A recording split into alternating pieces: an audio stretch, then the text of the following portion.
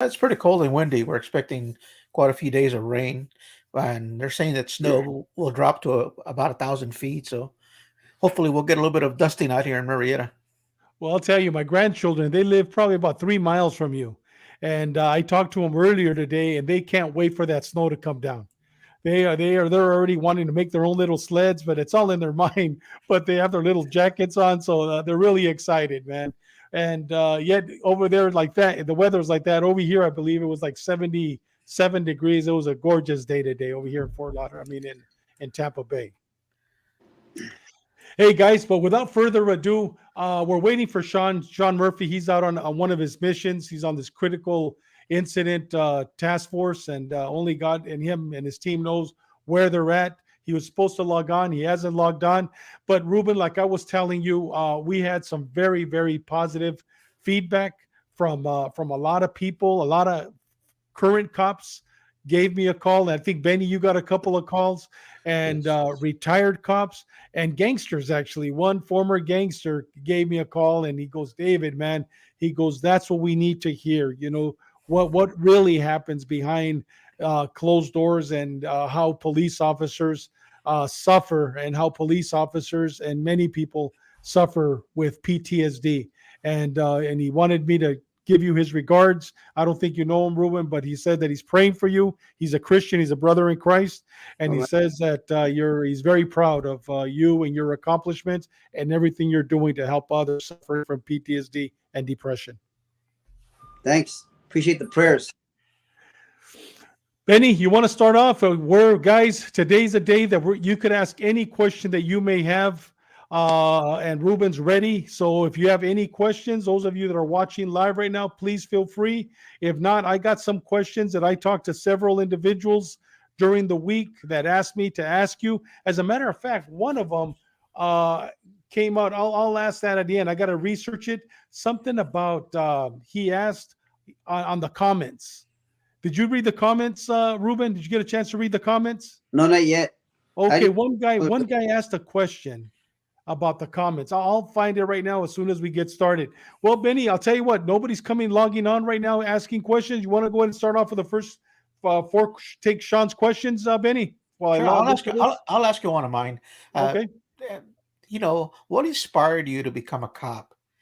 Who and what was your inspiration to becoming a law enforcement officer? Growing up where I grew up, there was there was always two sides to everything. There was the gangs around us, the drugs, the violence, and then there was police departments out there too. I always felt that growing up in that environment, the police officers were not always looked upon positive because they used to stop individuals that weren't doing anything and sometimes hassle you. So you start resenting the police officers, but then you also resent the gangs in the street because they're also out there, doing stuff and affecting people by either robbing or jumping people, pointing guns to people's heads, um, you name it. Well, that's the area where I grew up. But then when I started boxing, the funny part, one of my coaches was LAPD, Al Stanky. I had a few coaches, Memo Riola and Al Stanky were my first coaches, but Al Stanky was a police officer for LAPD. The positive side of it was that he would help us out, take us to the boxing matches, train us, and to me, I started seeing him as a good role model mentor because he was looking out for all the young kids in the environment I grew up in.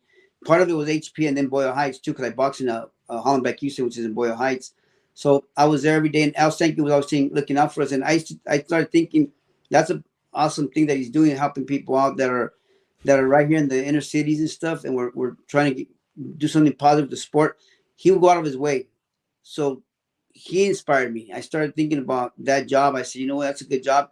You get to carry you got your gun, you got your badge, you get to help people. And I thought I could look out and be a mentor for the kids out here. That's what inspired me in the beginning. And of course, little by little, I started looking at SWAT. I wanted to be a SWAT cop. All the fun parts about the job I started looking at, thinking about. But yeah, I was thinking in the beginning.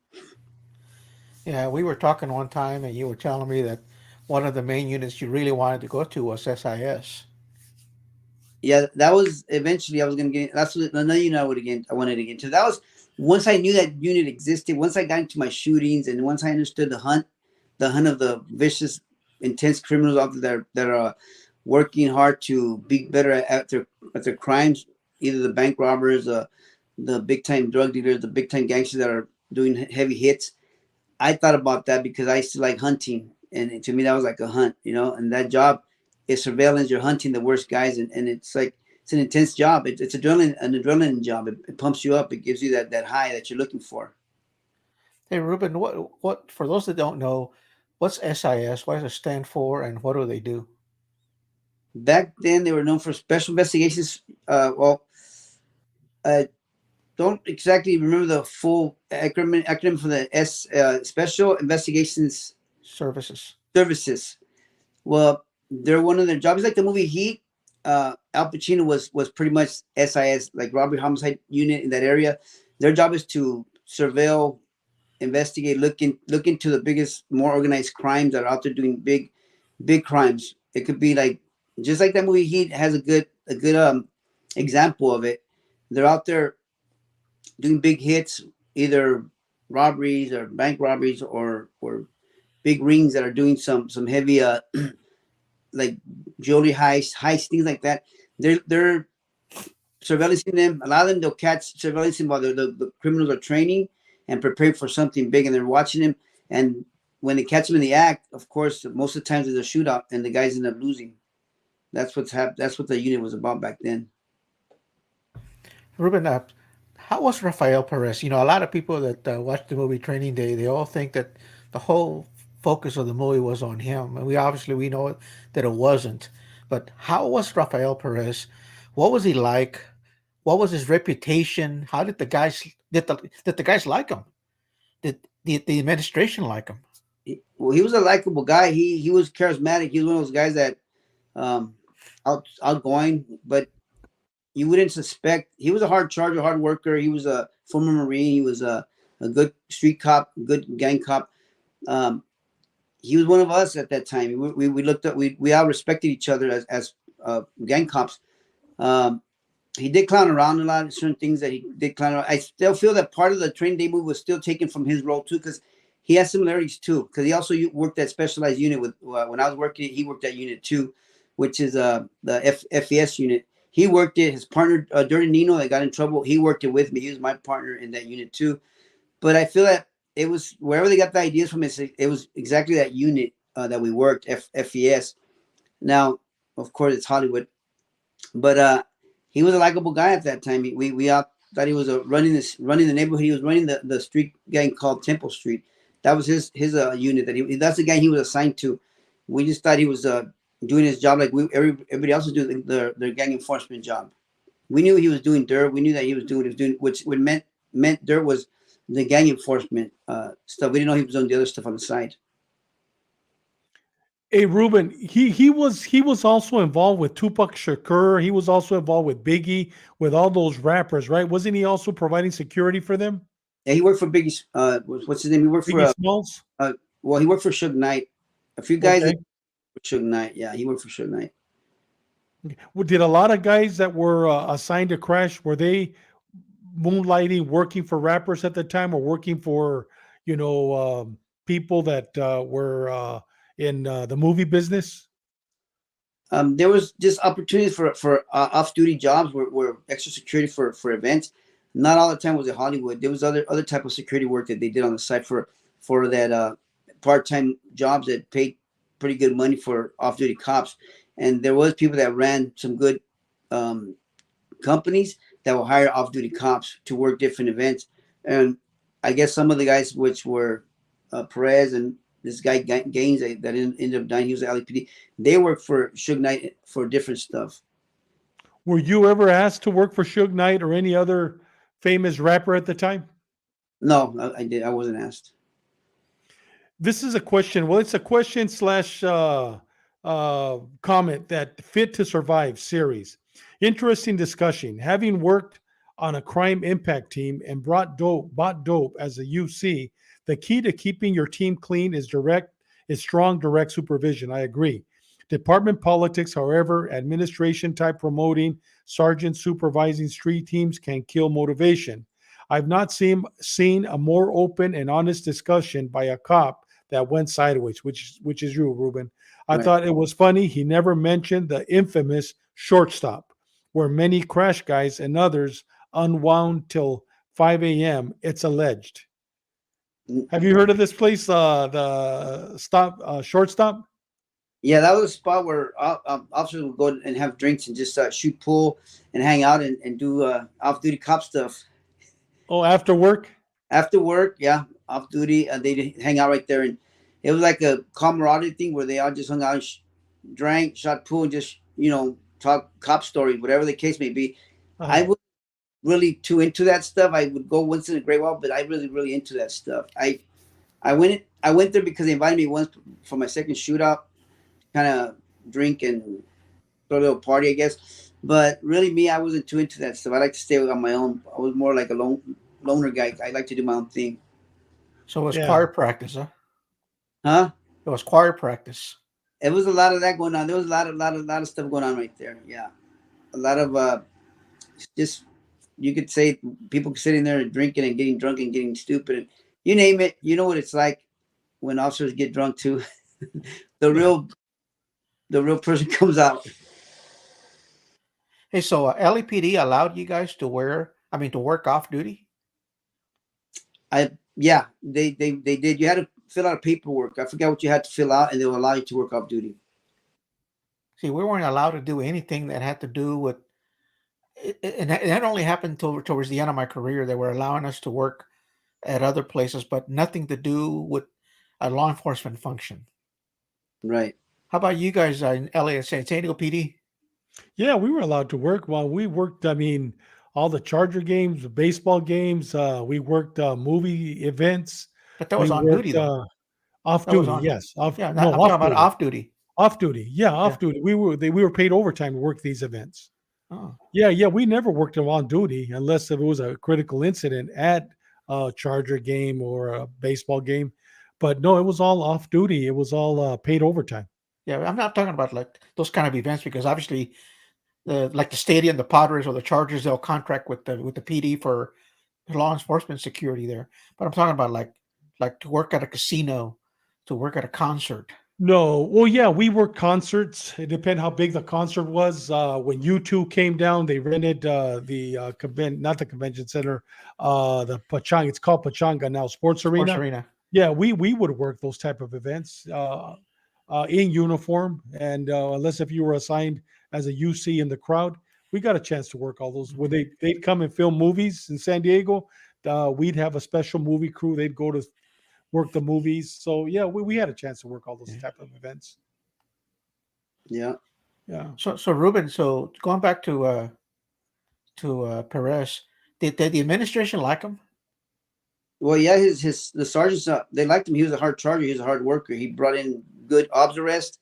And, again, the gang unit has to also do with informants, too. And a lot of people don't know that most of our informants are gang members, too. And a lot of people don't understand that the rule that exists out there is when you grab somebody with some drugs or something, sometimes they will turn and they will turn their friends to their homeboys and we'll make them our informants. And that's how we get a lot of good arrests through our informants. And we knew how to work our informants. He had informants from the neighborhood. We had informants from the different neighborhoods, and we knew how to work it. And they give us information that we needed and wanted. They also keep us up to date on drive-bys or the wars between gangs. And it was part of policing your gang and keeping them in understanding where they're at, because they're still going to do what they're going to do. We can't stop the crime. We can't stop all that stuff that happens.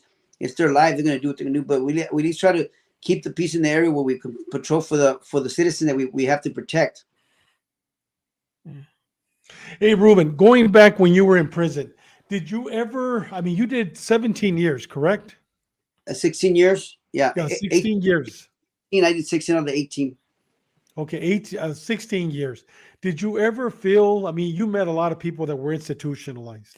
Right. And were you looking forward to getting out? And if you were, what were your biggest obstacles when you got out? I had a new identity. My new identity, I had to start my life different, a new life, and I had to realize who I was now, and I'm not that person anymore that I was before. While I was in there, I focused a lot. I did solitary confinement. I did shoot time, 7 years shoot time. So I had to, that's what was the most valuable time that I spent there, because I got stronger with my faith. And I also faced my issues. I couldn't run from my issues being in the lockdown 23 hours 23 to 24 lockdowns, I had to focus on me in there so I wouldn't go crazy or get worse, because I could have gotten worse.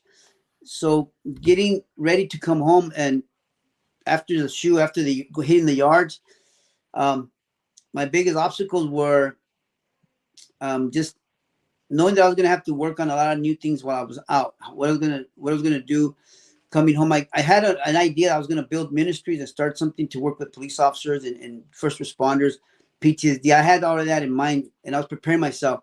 I guess the hardest thing was starting fresh again and with a new identity. Ruben, your goal was to help police officers. How were you accepted when you got out by police officers? Well, honestly, I have this thing in my mind that I believe that nothing's impossible, and I don't like even walk like I know I gotta answer this question, but I started calling some of the departments and say, hey, look, I just got there's my name, blah blah blah. I want to see if I can do some engagements.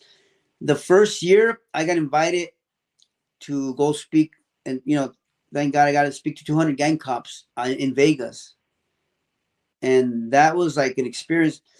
I was honest with them. I'm not doing it for me. I'm not doing it because I ain't gonna get nothing out of this.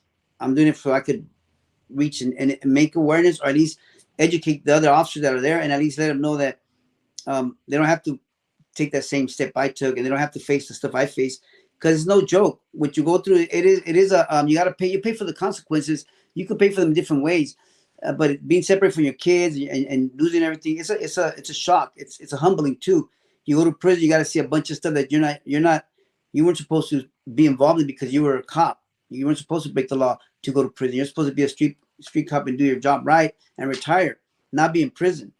So the last stuff that starts happening, and you're like, damn, how did I get here? Did you ever imagine or think that you were going to be ostracized by the police officers because of what you did? Or did you in your mind think, hey, when I get out, I'm going to serve as an example, they're going to accept me? How did you feel about that? And did you get ostracized? And I know, I also believe like you, Ruben, that you know what, you're going to reach them all with God's help. You're going to reach them all, but it takes time and it takes change. But how did you feel about that? I knew they were going to reject me in the beginning. They're going to talk, whatever they're going to say, an event. They're going to talk about me, bad mouth me. They're going to do all that. And I understand that because I already know the way officers are, how they think. So I understood all that. But then again, me going at it to help them, the ones that want help are going to get help. And the ones that know that they're really going through stuff and that I'm available, they're actually going to probably hopefully they'll humble themselves and reach out, because they know I'm not in it for me. I'm in it for them, to help them. I didn't have that in mind, because had I not given my life to Jesus, I would have been like, I don't give a F about nobody. I would have got out with the attitude and who cares about everybody, and badass attitude, and who knows what I would have been doing. But because of that stuff started making sense to me, that, well, this is what I should do, because nobody talks about it. Cops don't talk about it. They stay quiet until a cop kills himself or suicide. Then they wonder, damn, I didn't know he was going through that. Or the other guys over here got drunk driving, got busted. Oh, I didn't know he was going through that. It only comes out once the bad incident happens, not because the guy stepped up and said, hey, I'm going through something. They don't talk. They have too much, either it's fear, pride. There's a bunch of different reasons why now the officer won't talk about his issues. But if you look at the military getting help for PTSD, it's out there. It's normal, and they're warriors. Warriors get beat up too. Officers are warriors, so they got to see a lot of stuff that nobody else is used to seeing. Nobody else sees. They see the dirt of the grime of the grime. They see the worst of the worst. And how do you process that in your head when you see a 2-year-old little girl that just got killed, or a 5-year-old little girl that told you she got molested, and how she got molested by a man? How do you process all that? Or you shot somebody, or you got shot. How do you handle that stuff when you go home? You're not going to tell nobody. You're going to tough it up. So it keeps boiling, adding package after package. Who's going to be the one you're going to be talked to? You got to man up. Either going to drink, you're going to use dope, you're going to do something to self-medicate, or go out there and have cheat. It's going to be different ways you're going to address it. But you're not going to really address it. You're just going to numb it with something that's not going to work. That's so true. Mario, welcome to the show. Ruben, I have one more. I know Benny's biting at the bit. Dispensa Benny. Let's just have one more for him. You mentioned before that you did when you first, I believe, when you first got incarcerated or during your incarceration, that you did some time with Rene Boxer Enriquez. Tell us about that experience. I was in the solitary confinement in the SHU in San Bernardino County Jail, and he arrived, and he was like my neighbor in the next door cell.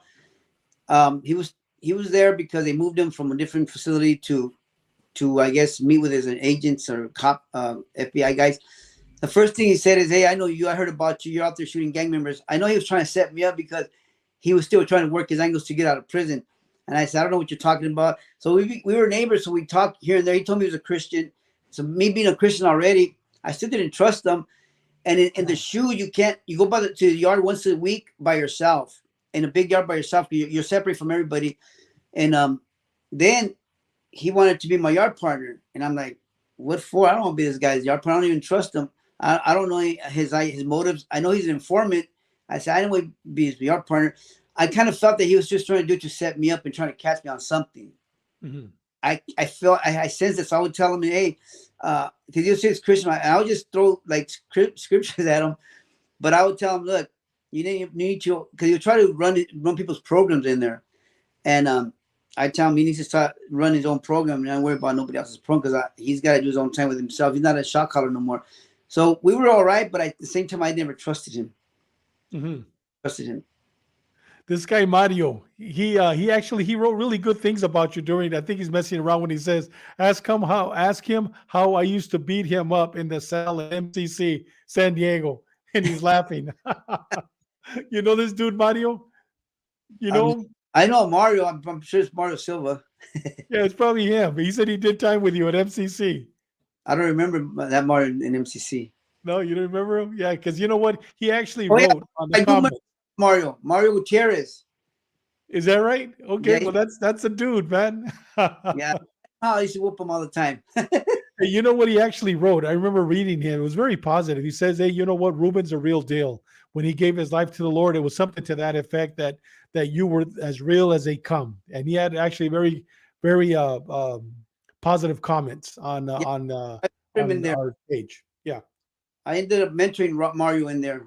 Yeah, he says yes. It's Mario Gutierrez. Gutierrez. Yeah. Yeah, he got mentored by me. He remembers that. That was during some first years in prison. Yeah, I think he's serving the Lord now too. The Yeah. way he wrote. Yeah. Go ahead, Benny Dispensa. I just had to ask these questions. That's good. I mean, Ruben, how many fights did you get in the jail when you were in jail and prison? Did you how many fights were you involved in? I don't call them fights because it was more like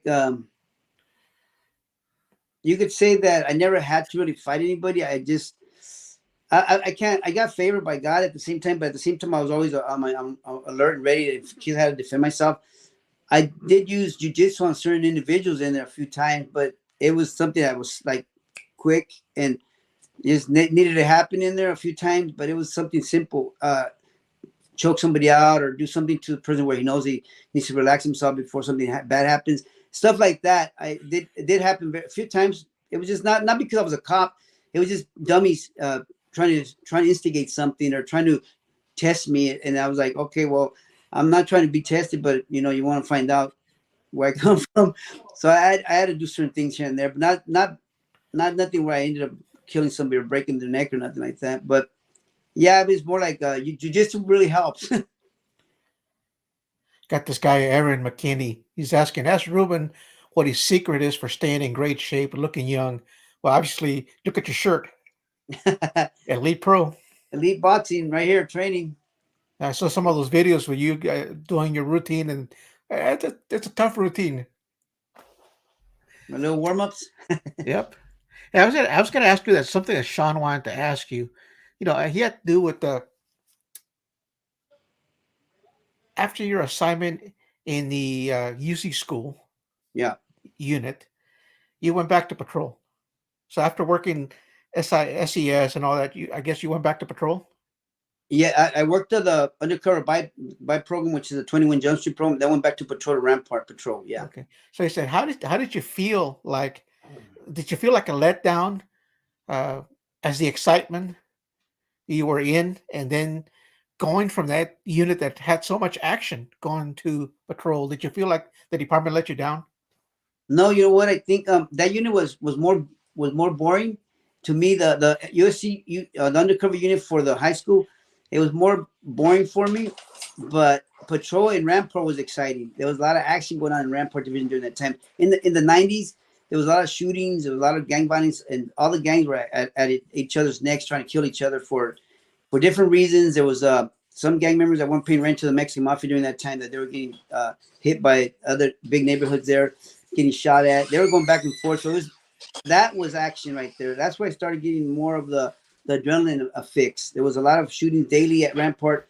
And if you talk to any cops during the 90s, during that time in Rampart, there was over 100 plus homicides in 8-mile square radius a year, just homicides of gangs, but a lot of shootings. People got wounded and died. Intense. So that's where the action started for me. Big action. I had already been in my first shootout. I had already picked up my first Medal of Valor for my first shot, and so I was already pumped up, knowing that I was going to knowing there was going to be a lot of action going on. I was looking forward to it. Hey, Ruben, during that time, what MM members do you remember were running the streets there in Rampart in LA that you assigned to crash or working patrol in Rampart? What names would come out? Do you remember any names? It's hard to remember because it's been a long time, but those neighborhoods from like 18, there was a few guys from different. I can't give you the name in my head no more. It's been a long time, but there was some heavy hitters back then that were calling the shots from prison, and they had their represent the right hand man working in the streets, running the whole streets, collecting rent, extorting, everything that they do. It was happening during that time, but it's given by orders from the guys from the M. But I can't give you the names. I don't remember. Did you have any informants give you information on them at that time? I had I had informers that were from neighborhoods that were actually right hand mans of these guys, and would give us information when they're going to do drive-bys to another neighborhood. They'll call us, or they'll call the office and tell us, hey, we're going to do a drive-by. We're going to be in this car going this street, so you can pull us over, and we'll stop them. We'll hit them and stop them, and get the guys and find the guns and arrest them. And our informant was looked out for. We took care of our informant, and he was actually running the streets and collecting rent for the people that were selling dope in their areas. Mm-hmm. It was crazy. It was intense back then. It was normal practice for it. We had informants that were working for. They've been serving. They were in the neighborhood, but they were working for us.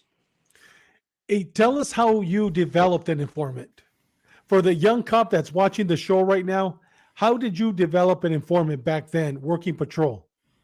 It goes different ways, but most of the time, if you caught him with something, if I caught him with drugs, if I caught him with a dirty gun, or just a gun, it doesn't have to be dirty, just a gun, and they're on probation or parole, and they know that they're gonna get some heavy time. It all depended on the scenario we work, and we say, okay, well, you know what, we're gonna look out for you. We're not gonna book you on this gun.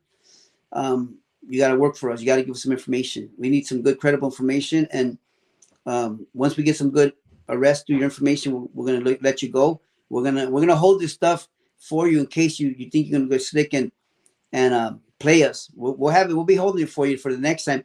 So then we'll work them. We'll hide this. We'll put the stuff away. We'll let them go. They'll give us good information. We'll make a good arrest, and we'll let them go. And then we have pagers. So back then it was all pagers. So we'll be like, we'll be paging you later, and make sure don't run from us or hide from us.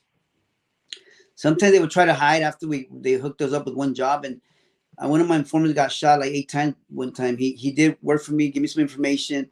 I tried to look out for him. I told him, well, don't come back to the neighborhood. I'm going to try to cover up the report as best I can to make it look like we got a good arrest without your help and you don't exist.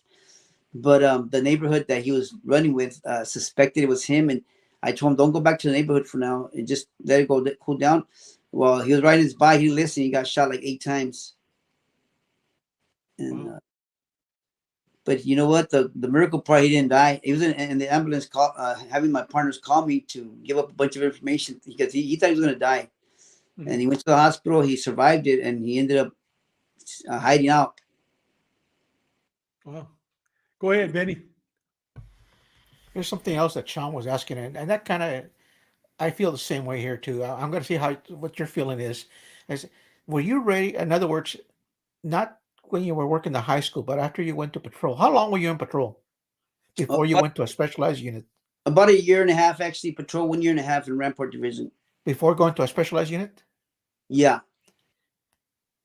I Well, was that I got off probation and I started working with a partner, a P2, which is a after probation they call you P2s. The P3 is the corporal with the stripes. So I'm working with my partner. We're getting a lot of good arrests, and they like the way we're working. And that's when I got pushed by the sergeants and crash.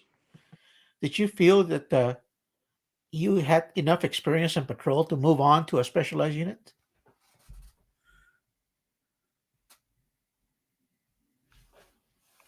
I think he froze. Internet. Who froze? Ruben. People, Okay. are you guys there? It cut Yeah, off. there we go. Yeah, he froze for a quick second, Ruby. Your Okay. internet. So I felt it was a natural thing for me. I could interact with people. I respected the gang members. I respected people. So I felt that it was easy for me to. I was a natural at that job. I felt good at it. I felt comfortable with it. It's like I didn't.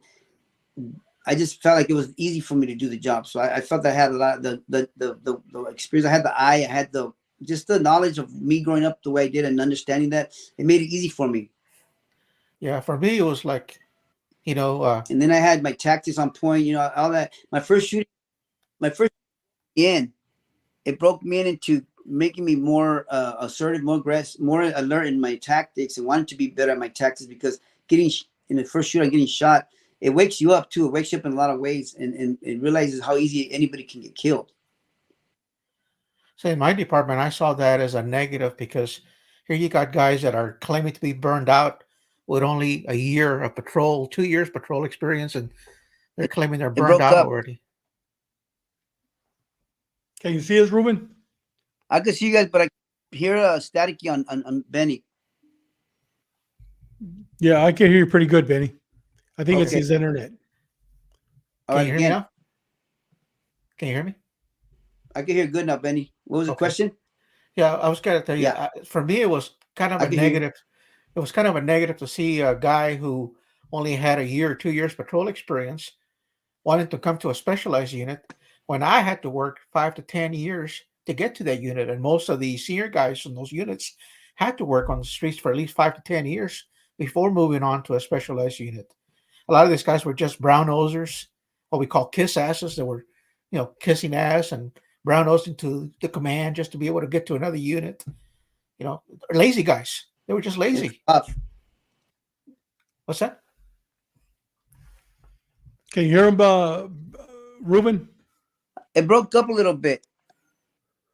Okay, I think it might be the internet. Yeah. Go ahead, Benny. You finished? Yeah. Did you hear that, Ruben, at So all? bringing back the internet units, I really feel that can you hear me? Yes. Oh, Yes. so my opportunity I feel that the reason that door opened for me was, I feel that it was because I was broken, and to them it's road tested. You were already tested with my first shootout.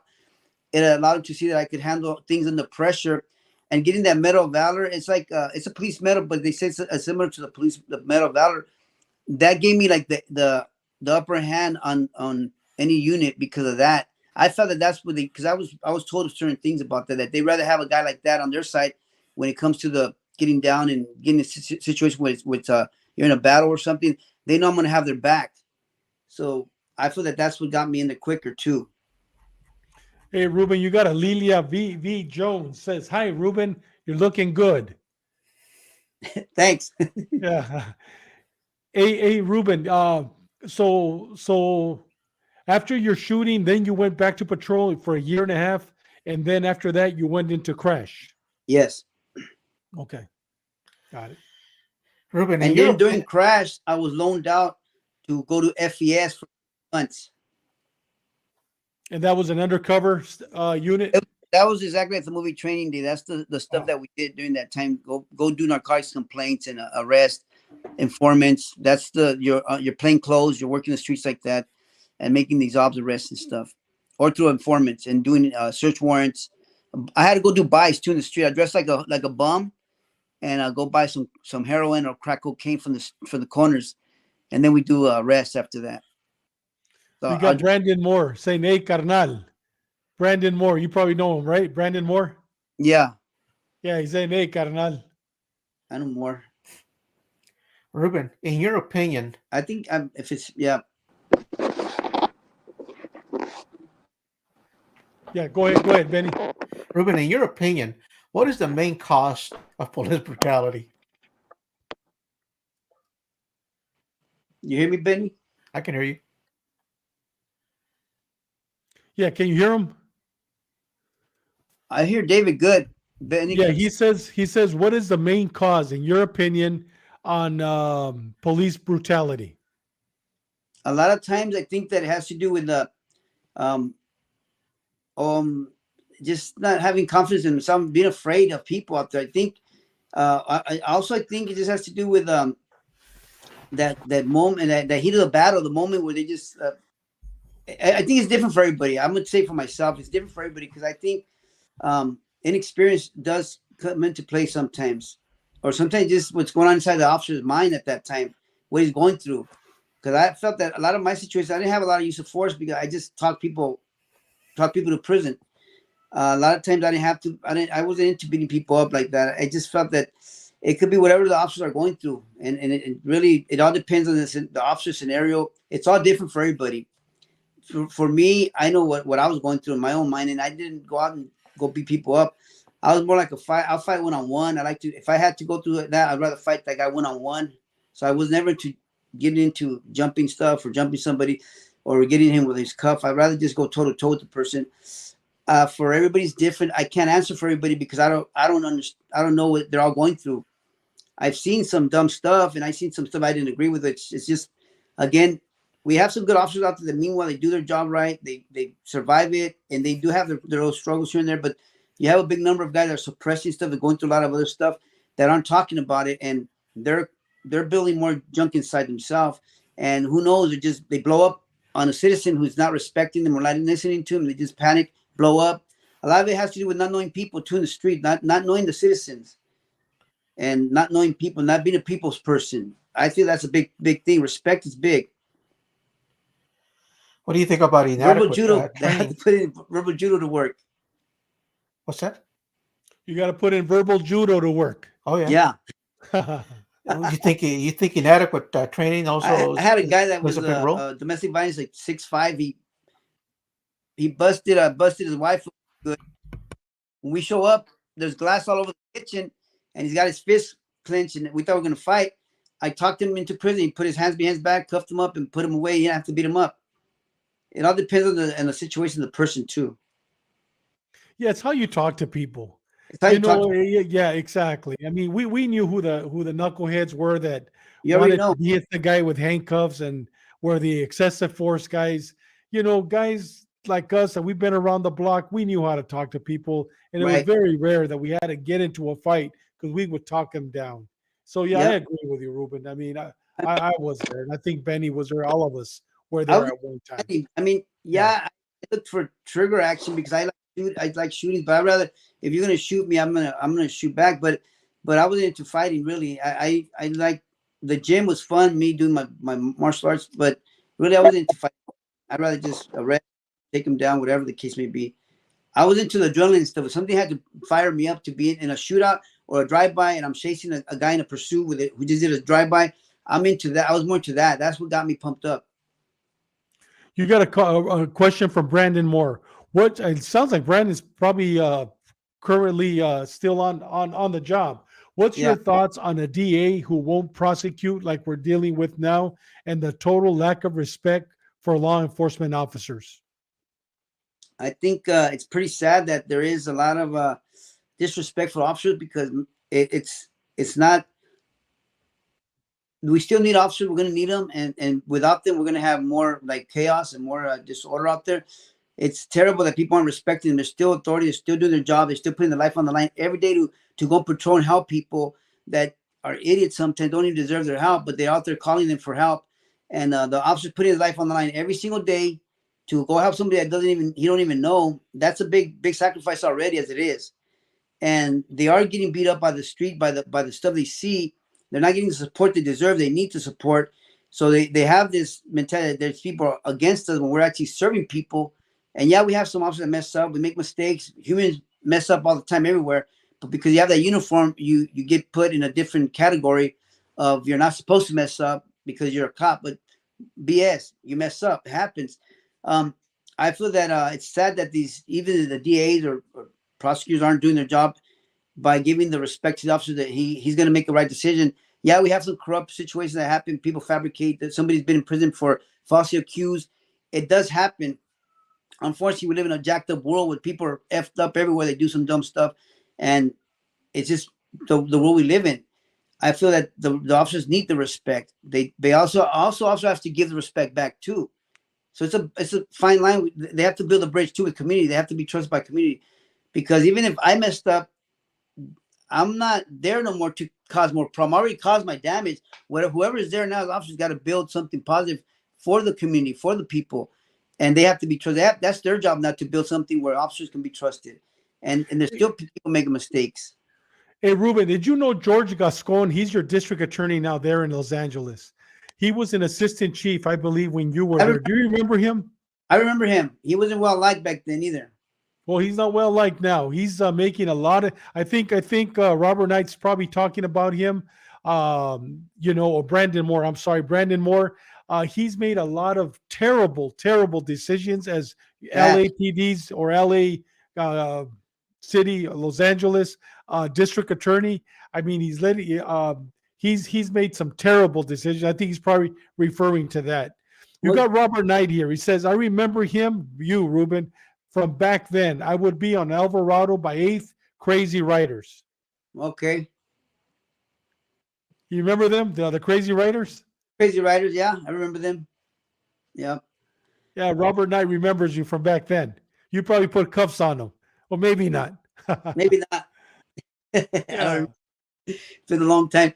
So Gascon actually is not well liked, but he was like a pencil pusher. He was never the guy that was working the streets or anything. So it's not like he didn't get the respect from the officers, because it's individuals that grow that promote quick and didn't know the field and aren't backing up their officers. It's kind of sad, because you're supposed to take care of your officers too. That's why you have a lot of the problems, and it's management problems too. They don't do anything about helping the officers either. Officers are jacked up too because of what they go through. And granted, if you do something wrong, they instead of helping, they try to burn them. And that's something that you're going to mess up in the job. Doing your job right, you're still going to make mistakes. It's going to happen. So to me, it's like, hey, you're effed if you do it, you're effed if you don't. And so some officers just put on their blinders and go to radio calls, but the officer reds, they might not even want to look at the officer reds. They're going to see something going on, or they're not going to listen to it, because they're not trying to get busted no more, or lose their job. They just want to do their job, radio calls, and that's it. And there is hard charges that don't care, that go out there and do the right thing, but it's still it's difficult now. You can't even do your job right anymore. Yeah. Go ahead, Benny. We got time for maybe 3 more questions, Benny. We'll call it a night. Go ahead, Benny. You have a question? Benny, we can't hear you. Benny? You can't hear Benny. Yeah, we can't hear Benny. Did he fall asleep? No, I think he has his microphone off. Oh. He'll turn it back on. While he's hooking up, I remember the first time I heard about you, Ruben. I was suffering from PTSD, and I was helping a police officer suffering from PTSD. And we didn't know we both had PTSD at the time. And I was full of hate, full of anger. I was just cynical. You know what I mean? After I retired and moved here to Florida. And I remember my camarada, Fausto Atilano, the owner of Fausto's Bail Bonds. I've known Fausto for 36 years. Sends me your one of your websites, because I told him, hey, brother, you know what? I think I have PTSD. And he goes, what is it? We didn't even know what it was. You know what I mean? I was that cop that always thought that the only people that suffer from PTSD were hardcore combat veterans. Those that were in war, never a cop. And I was helping a police officer, a detective who had just retired, finding why he had anxiety, why he was addicted to adrenaline, why he missed the job. And while helping him, I started finding out that I needed help. And so Fausto, one of my best friends, I talked to him about it, and he goes, you know what? There's this guy, and he sends me your video. You had talked at some church event, but it was on YouTube. And when I first got it, Ruben, I remember I looked at it, and I was pissed. It was before I gave my life to the Lord, right? So I call him up, and I go, Fausto, what are you doing? Sending me, and I cussed him out. You know what I mean? I go, this piece of, well, the guy's a dirty cop. Why are you disrespecting me? You know what I mean? I told him that. And he goes, David, take a deep breath. Because like I said, I was full of anger, And he goes, take a deep breath, just look at it. Yeah, okay. And I hung up. I'm living over here in Florida. And I'm looking at it. I remember I had it right there on my iPad. I'm looking at it. And something inside said, turn it on. Listen to him. And Ruben, when I heard you and I heard everything that you went through, at the end of it, I didn't have tears, but I mean, I was just like, that's me. The only thing is, I didn't commit the crimes. I didn't go to prison, but everything you described, the anxiety, the adrenaline rush, it was me. Right. So I looked at, after that, I looked like that at 12 of your videos because you had given a bunch of interviews and you would never give a contact number. Mm. Finally, at the last one, you gave an email, and I wrote down the email. I rewinded it, and I sent you. I remember that night, man. I sent you an Right. email like, "Wait, my name is David Contreras. I'm a retired cop. I live in Florida. I'm helping out one of my brothers, and I think I have PTSD. Can you please call me, brother?" The next day, you called me. I hooked you up with my brother from San Diego. You went Yeah. to his house in Escondido. You prayed for him. You prayed for me. We met, and you helped me. You know what I mean? And now I tell everybody, you know what? There's two guys that I go to. Norm Welch, which we're going to have on the show. That's another cop that went to prison and now wrote a book and is helping people suffering from PTSD. And you're the guy. And Ruben, I remember during my first year, every week I would call you. I got somebody for you, Ruben. And I Yeah. was throwing all kinds of people at you. Remember that? I remember that. So yeah, so you know what? If you're a police officer or if you're somebody that is suffering from PTSD, you need to call Ruben because you know what? He helped me. He's helped a lot of police officers. A lot of times the job makes us cynical, makes us angry, and we're very judgmental with people like Ruben. But you know what? Once I gave him an opportunity, man, you know what, Ruben? I am very grateful. My wife is very grateful. My family's grateful because you have been able to help me. And you know, it's not my show, it's your show, brother. And Benny, I know you have a question, but Ruben, de todo corazón, te doy las gracias. You've helped me, you've helped my family, you've helped a lot of my brothers suffering from PTSD and sisters. Go ahead, Benny. Bad. Thanks. Benny. Can we hear you? Can you hear now, Benny? No. Benny, we can't hear you, Benny. Text it to you. I also want to say something. There's a lot of other people, even people in prison, have PTSD, and I've helped the guys in there too.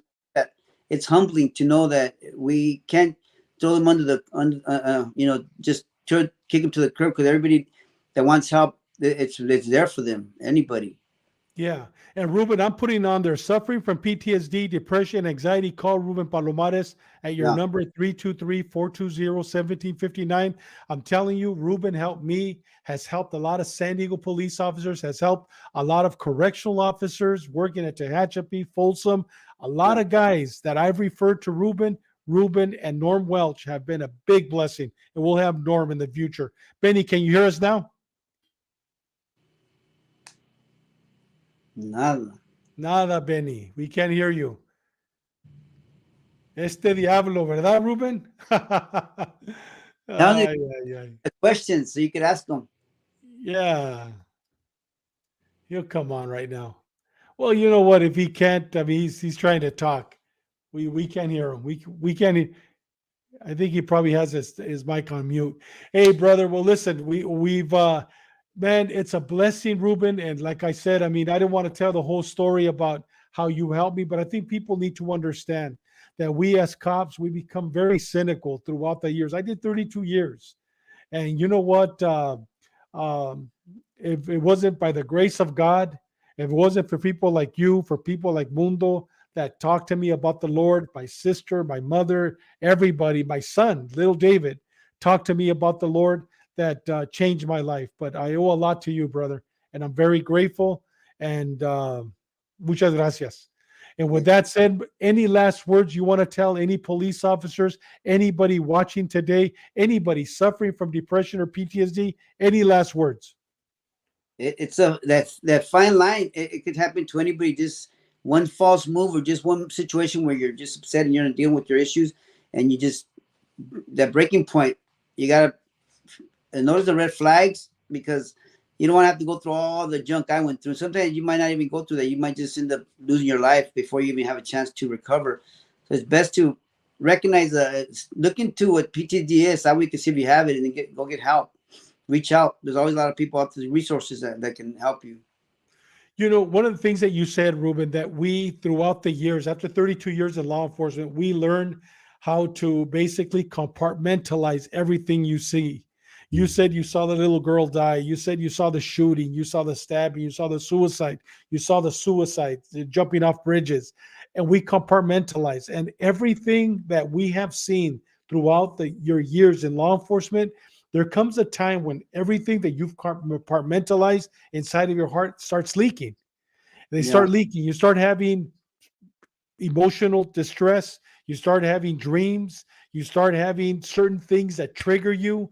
You start Flashback. having flashbacks, right? Name some of the things that people go through, Ruben, so they could understand that it's not just them going crazy. It's part of the process.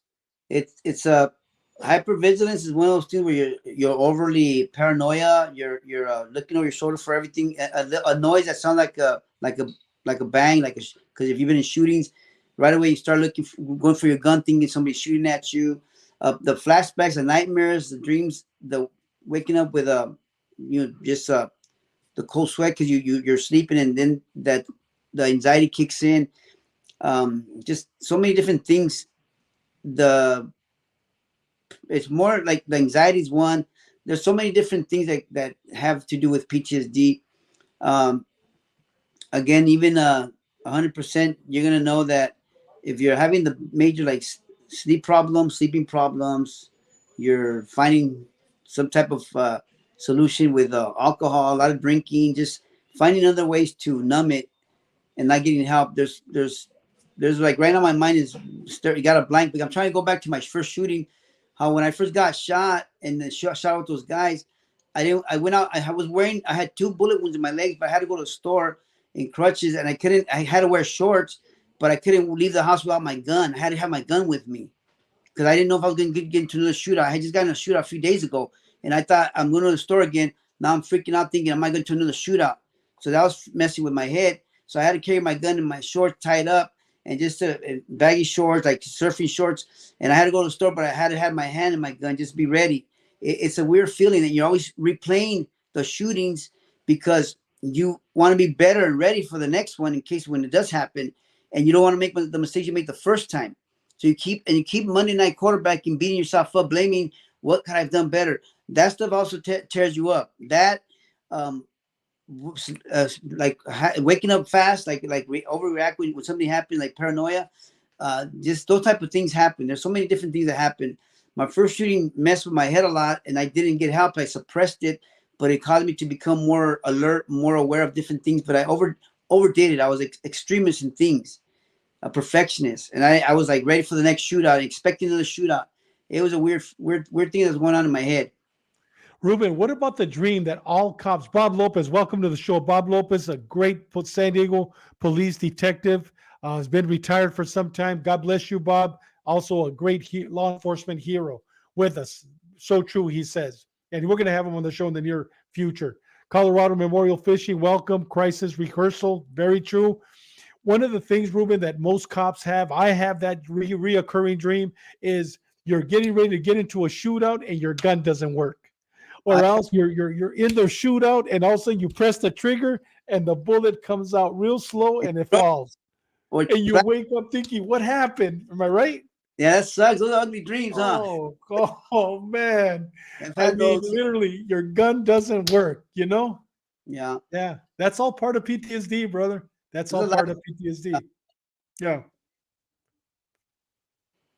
Yeah. Yeah, and Bob's been sober since 12/7/86. I can't wait, Bob, to have you on the show. We're going to talk a lot about where you grew up and everything. Thank you, man, brother. Once again, thank you very much. I mean, you get me talking about PTSD. I jump out. Because I know that that there's healing to that. There is. And I know there's healing to that. Hey, brother. Well, listen, Benny, can you hear us now? You could hear us, but we can't hear you. Yeah. Heaven knows what happened. Hey, brother, thank you very much. God bless you. And you know what? We'll have you in the near future. We'll have just one episode alone. We've already heard your story. We've heard you've been to prison. You were a cop. You're out. You're helping with boxing. You're helping with MMA. You're doing great things. But we're going to have one episode on PTSD and All what right. you're doing to help others. All right. Thank Hey, you. Elite Boxing, guys. Exactly. Elite boxing. All right. Hey, and you know what? You're going to be on my boxing show next week. So All we'll right. see you next week on the boxing show. We'll talk about boxing. All All right. right. Thank you, Benny. Thank- God bless you. And God thank bless. you very much. And una vez más, gracias, Ruben.